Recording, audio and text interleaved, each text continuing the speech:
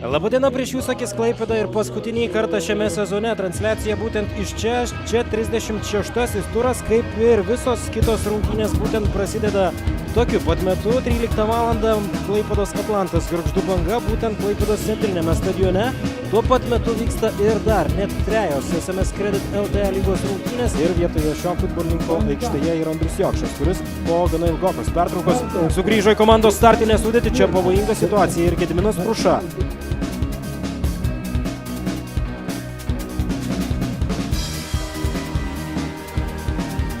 Vilniaus Žalgiriui čia į baudos aikštelę dabar veržiasi Marius Papšys ir 11 metrų baudinį panašu, kad skiria Mindaugas Jackus. Dabar Evaldas Razulis įsibėgėja, jo smūgis ir jokių šansų Vitalijui Mirnui, 1-0. Priekį dabar jau išsiveržia Klaipėdos Atlantas. Patenkinti čia susirinkęs gali patenkintas Vakarų frontas ir žinoma šventė Atlanto pusėje. Tai kol kas tikrai rimtas žingsnis žengtas.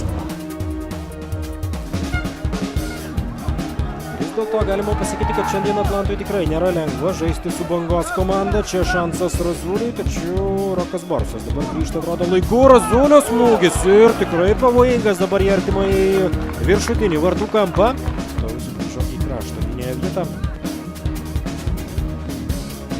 Ir čia pavojinga situacija, dar vienas šansas ir nepavyksta dabar įmušti Donatui Kazlauskui, o po to jau pataikė į virpstą Marius Papšys. Mauja Atlantas, rezultatas yra geras, tačiau visų pirma reikia dar išlaikyti tokį rezultatą po pertraukos.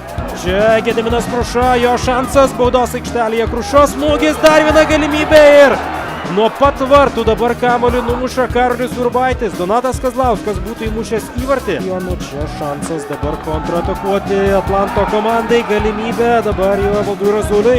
Razulis kairiuoju kraštu. Ir 1-1. Dabar bando žaisti su varžovu. Čia smūgis ir atrodo, kad gelbėja tik tai Svirpstas. Tik įmušė įvartį.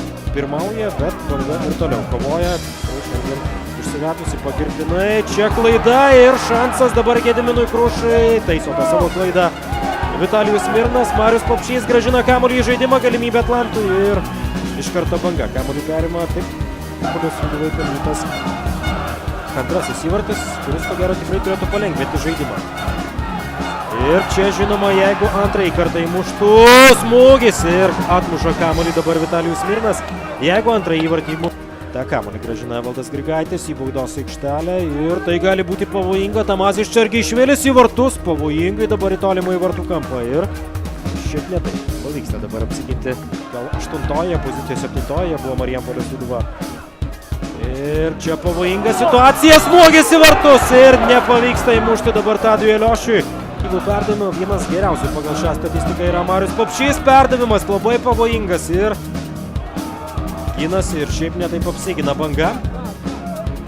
Tamazis Čergišvilis atidumo prašo lyg ir Atlanto treneriai. Rimantas Žvingilas į baudos aikštelę, smūgis galva ir įvartį. Štai taip Aurelijus Taponka rezultatą lygina.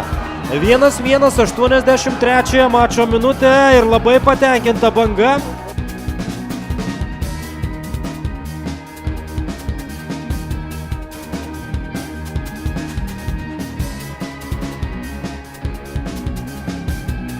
Ačiū už Europą, už sezoną Europa laukia. Tokie dabar plakatai iškelti Vakarų fronto, čia pavojus ir Vitalijus Mirnas kamuolį gaudo.